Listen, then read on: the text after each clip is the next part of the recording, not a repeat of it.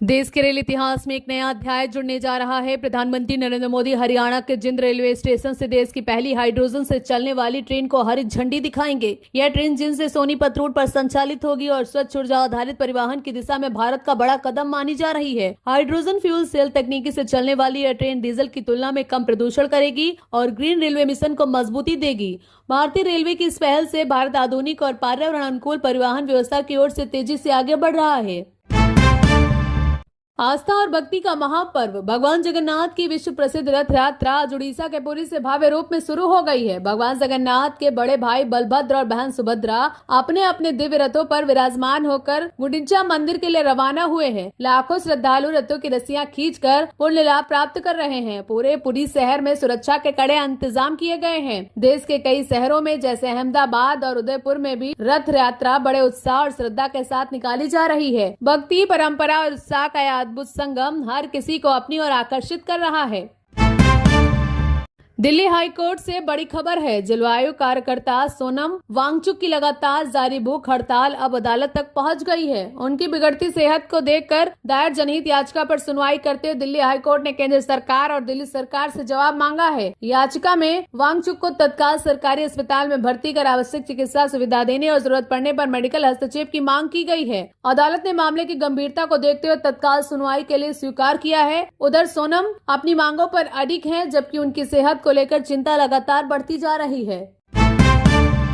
NEET UG 2024 paper leak मामले से बड़ी खबर आई है। सीबीआई जांच में चौंकाने वाला खुलासा हुआ है। जांच एजेंसी के मुताबिक लातूर के एक कोचिंग सेंटर संचालक ने कथित तौर पर एनटीए के पश्चात प्रश्न पत्र तैयार करने वाले पैनल से जुड़े व्यक्ति को 5 लाख रुपए देकर केमिस्ट्री के सवाल हासिल किए। सीबीआई ने अदालत को बताया है कि आरोपी के मोबाइल से मिले 136 हस्तलिखित सवालों में 111 सवाल एनटीए के मास्टर सेट से मेल खाते हैं। इस मामले में कई गिरफ्तारी हो चुकी है और जांच लगातार आगे बढ़ रही है। अब इस खुलासे के बाद देश की सबसे बड़ी मेडिकल प्रवेश परीक्षा की पारदर्शिता पर सुरक्षा और गंभीर सवाल खड़े हो गए हैं।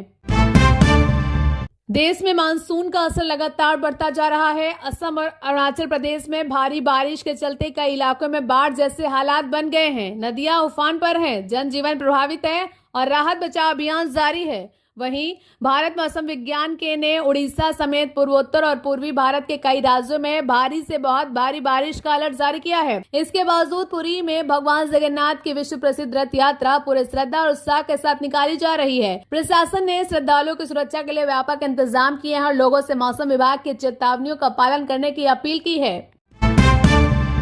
अंतर्राष्ट्रीय बाजार से भारत के लिए अमेरिका की सी नेट में रूस से तेल खरीदने वाले देशों पर नए प्रतिबंध लगाने वाले विधेयक में बदलाव किया गया है। संशोधित बिल में भारत और चीन जैसे बड़े रूसी तेल खरीदारों पर संभावित ट्रैफिक की अधिकतम सीमा 500% से घटकर 100% करने का प्रस्ताव रखा गया है। अमेरिका का उद्देश्य है कि रूस की ऊर्जा आय का दबाव बनाना है ताकि मॉस्को पर आर्थिक दबाव बढ़ाया जा सके। वहीं भारत के लिए यह मामला ऊर्जा सुरक्षा और व्यापारिक रिश्तों से जुड़ा हुआ है। इस फैसले पर भारत अमेरिका संबंधों और वैश्विक तेल बाजार की नजर बनी हुई है।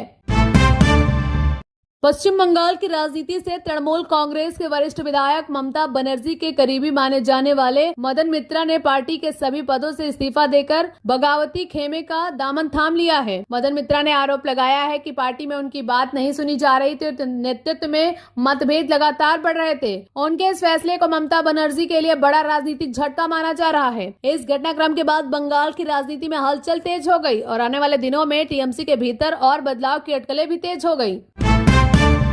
अंतर्राष्ट्रीय व्यापार से जुड़ी बड़ी खबर में अमेरिका ने ब्राजील से आने वाले सामानों पर 25% टैरिफ लगाने का ऐलान किया है। अमेरिकी राष्ट्रपति डोनाल्ड ट्रंप ने ब्राजील के राष्ट्रपति लुइस इनासियो लुआ दा सिल्वा की नीतियों पर सवाल उठाते हुए कदम उठाने की बात कही है। ट्रंप ने ब्राजील के फैसले को लेकर कड़ा रुख अपनाया है और व्यापार संबंधों में बदलाव के संकेत दिए हैं। वहीं ब्राजील सरकार ने भी इस फैसले पर प्रतिक्रिया देते हुए अपने हितों की रक्षा की बात कही है। इस नए टैरिफ से दोनों देशों के व्यापारिक रिश्तों और वैश्विक बाजार पर असर पड़ने की संभावना जताई जा रही है।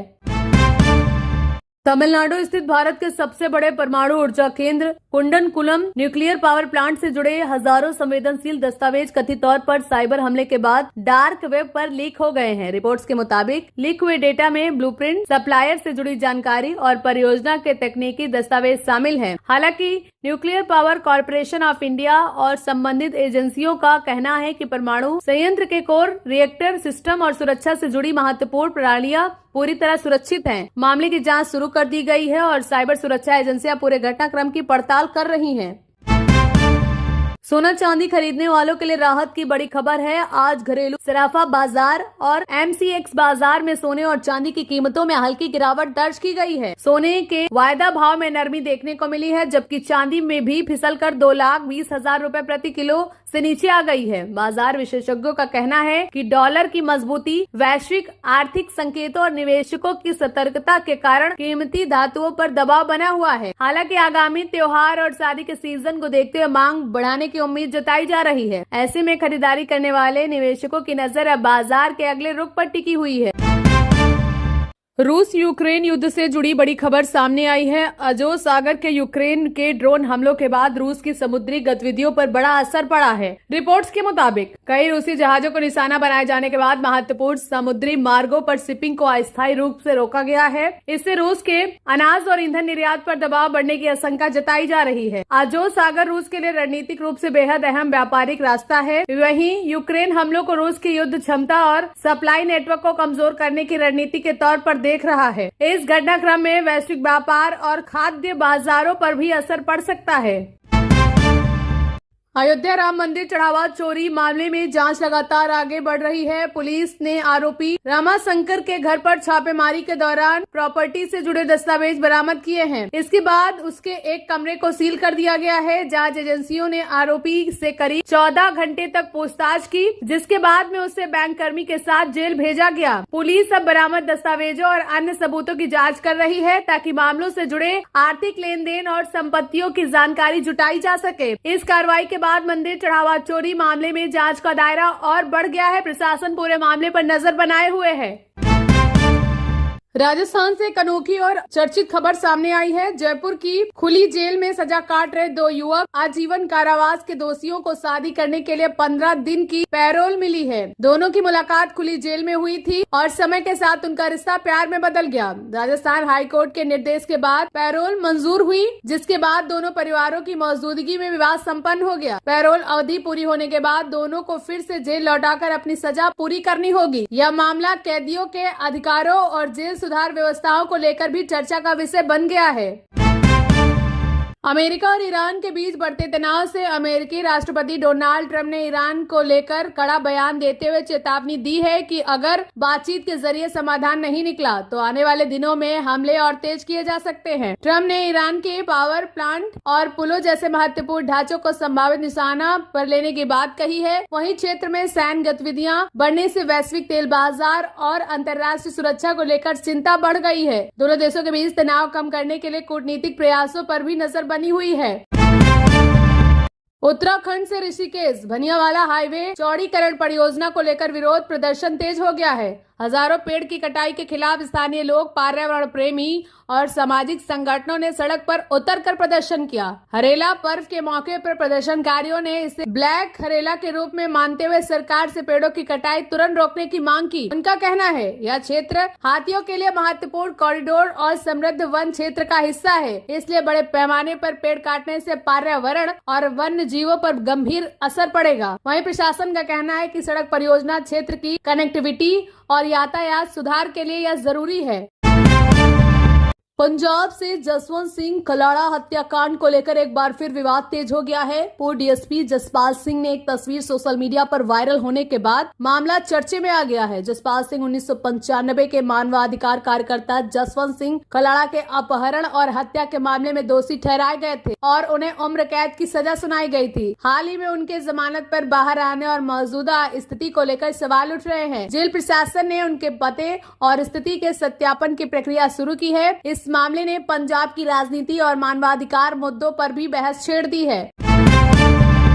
पंजाब के कांग्रेस में अंदरूनी कलह को लेकर सियासी हलचल तेज हो गई है। पूर्व मुख्यमंत्री चरणजीत सिंह चन्नी और उनके समर्थक प्रदेश कांग्रेस नेतृत्व में बदलाव की मांग को लेकर सक्रिय नजर आ रहे हैं। मामला अब कांग्रेस हाईकमान तक पहुंच चुका है और पार्टी नेतृत्व पंजाब की स्थिति पर मंथन कर रहा है। राहुल गांधी समेत शीर्ष नेताओं ने संगठन में चल रहे विवाद पर नजर बनाई हुई है। वहीं पार्टी के भीतर एकजुटता बनाए रखने की कोशिश जारी है। चन्नी गुट और मौजूदा प्रदेश अध्यक्ष अमरिंदर सिंह राजावड़ी के बीच मतभेद को लेकर चर्चाएं तेज हैं। आने वाले दिनों में कांग्रेस का फैसला पंजाब की राजनीति की दिशा तय कर सकता है।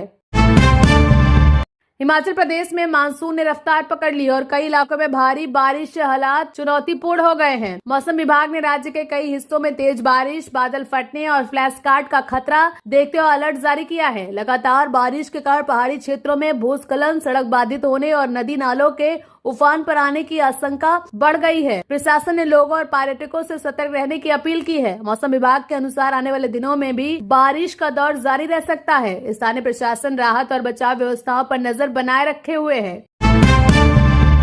उत्तर प्रदेश में टेरर फंडिंग नेटवर्क के खिलाफ बड़ी कार्रवाई सामने आई है। प्रवर्तन निर्देशालय यानी ईडी ने लखनऊ समेत राज्य के 13 ठिकानों पर छापेमारी की है। जांच एजेंसियां की है कि कार्रवाई कथित तौर पर आतंकवादी गतिविधियों से जुड़े वित्तीय नेटवर्क और संदिग्ध लेन देन की जांच के तहत की जा रही है। ईडी की टीमें कई स्थानों पर दस्तावेजों और डिजिटल रिकॉर्ड की जाँच कर रही है। एजेंसी को आशंका है कि कुछ संदिग्ध चैनलों के जरिए अवैध फंडिंग की गतिविधियां संचालित की जा रही थी। इस कार्रवाई के बाद सुरक्षा एजेंसियां पूरे मामले पर नजर बनाए हुए हैं। आगे की जांच में कई अहम खुलासे होने की संभावना जताई जा रही है। फुटबॉल जगत में बड़ी खबर सामने आई है। अर्जेंटीना ने शानदार प्रदर्शन करते हुए इंग्लैंड को हराकर लगातार दूसरी बार फीफा विश्व कप के फाइनल में जगह बना ली है। सेमीफाइनल मुकाबले में अर्जेंटीना ने इंग्लैंड को 2-1 की मात दी और खिताबी मुकाबले पर टिकट हासिल किया। अर्जेंटीना की टीमें पूरे टूर्नामेंट से बेहतरीन लय में नजर आई और अब उसकी नजर एक बार फिर विश्व कप ट्रॉफी पर है। वहीं इंग्लैंड का सफर सेमीफाइनल में खत्म हो गया। अर्जेंटीना ने प्रशंसकों में जश्न का माहौल है, जबकि फाइनल में टीम की भिड़ंत अब स्पेन से होगी। दुनिया भर के फुटबॉल प्रेमियों की नजर इस महामुकाबले पर टिकी हुई है।